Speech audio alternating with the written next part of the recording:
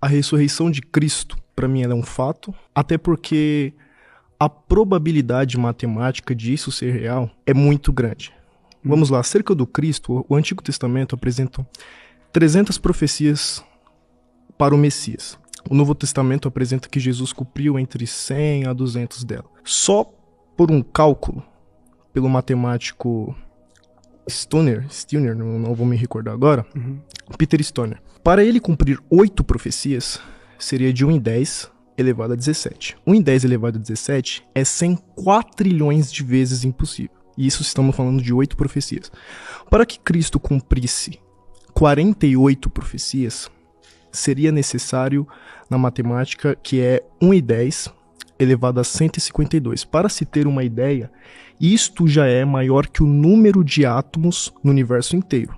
Estamos falando de 48. Cristo cumpriu mais de 100. Ou seja, a probabilidade matemática disso ser um fato é muito grande. Nós vemos através da Escritura, quando Paulo diz em 1 Coríntios, capítulo de número 15, verso de número 14, onde Paulo ele coloca algo investigável acerca de um ato público que aconteceu. Onde Paulo diz, se Cristo não ressuscitou, vã é a nossa pregação, vã é a nossa fé. O Senhor é um psicólogo, a qual eu respeito muito, de alta envergadura, e o Senhor sabe que psicologicamente a reação que os discípulos de Jesus tiveram depois da ressurreição foi diferente. Por exemplo, nós temos Pedro, que até então teve um certo medo e uma certa insegurança acerca de quando Cristo morre pelo Império Romano. Pedro então se esconde. Quando Pedro vê Cristo ressurreto, a reação de Pedro é tamanha diferencial que na tradição Pedro morre crucificado. Ou seja, ninguém daria vida por uma mentira, por exemplo, como Harry Potter e Star Wars. Então, é complicado dizer que Cristo não ressuscitou a partir destas evidências. Interessante seus argumentos, e eu não discordo de você que muitos daqueles cristãos primitivos tinham muita fé em Jesus e na ressurreição dele. Eu não vou partir de um pressuposto diferente, tá, Thales? Agora, sobre profecias, embora eu não conheça estudiosos que tenham discutido quantas foram cumpridas ou não, interessante, eu vou dar uma olhadinha nisso depois, mas, por exemplo, uma das mais importantes que são citadas, que está lá em Isaías 53, talvez, os estudiosos, historiadores, interpretam que, na verdade, quem estava sendo mencionado ali era o povo de Israel, e não o Messias, não aquele que viria para poder salvar a todos. Então, às vezes, as profecias que vocês estão encontrando ali, que estão sendo cumpridas e tudo, estão sendo mal interpretadas de acordo com esses estudiosos. Então, assim, só para trazer um probleminha sobre isso, mas eu confesso que eu nunca entrei em contato com quantas foram ou não foram. Mas legal.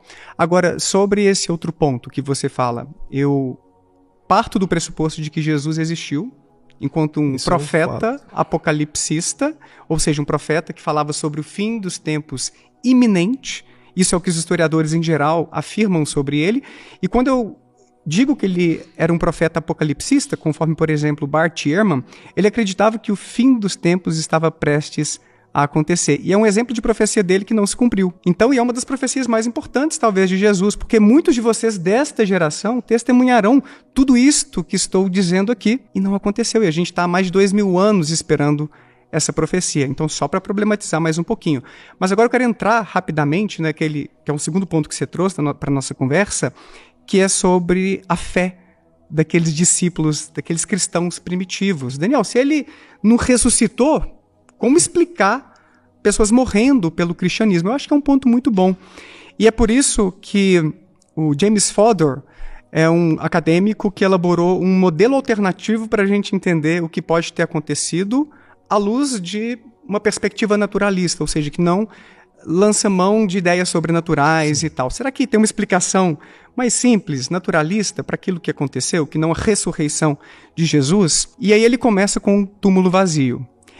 É historicamente controversa a ideia de que houve um túmulo vazio, mas eu não vou entrar nesse ponto, eu vou como o Fodor, que admitiu que isso pode ter acontecido mesmo, tá? Por exemplo, o André Chevitarese é um historiador que já colocou outras possibilidades que não Jesus ter sido sepultado ali no túmulo de José de Arimateia. Pode ter havido até mesmo um enterro num ponto diferente, os discípulos se enganaram e encontraram um túmulo vazio, por exemplo. Na questão arqueológica, fica complicado ser uma mentira, até porque mesmo o livro narrado por Lucas, que é Atos dos Apóstolos, apresenta 84 artefatos comprovados na arqueologia. Eu não estou dizendo que não pode haver erros, mas dizer que o lugar a qual estava o túmulo, que não houve uma escolta romana, seria um erro, até porque nós temos 84 artefatos comprovados na arqueologia. Matematicamente, se torna uma possibilidade impossível de não ser real o acontecimento no quesito de escolta romana. O que seria essa escolta romana? Eu não entendi. A escolta romana, quando Cristo morre, até mesmo foi algo predito pelos judeus, e de que houvesse uma escolta romana para que os seus discípulos não roubassem o corpo de Cristo. Você encontra isso só em Mateus, que tem um guarda vigiando. Sim, não sim. tem nos outros evangelhos. Na história, existe um critério que é a atestação múltipla.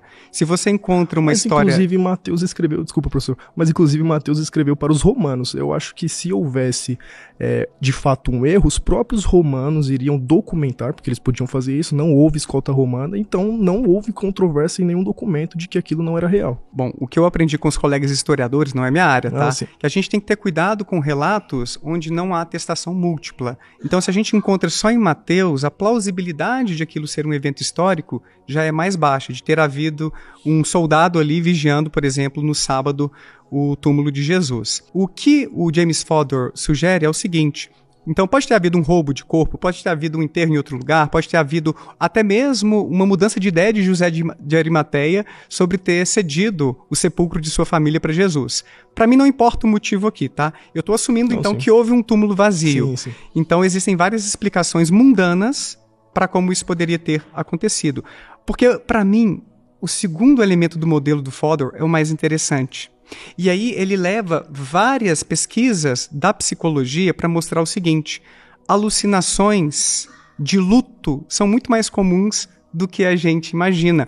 Entre 40% e 80% das pessoas que perdem alguém próximo, que tem alguma relevância, tem alguma experiência alucinatória de ouvir, de ver, de sentir a presença. Mas como e assim por diante. o senhor compreende mais do assunto do que eu, mas como pode, professor, 12 pessoas, incluindo mais do que,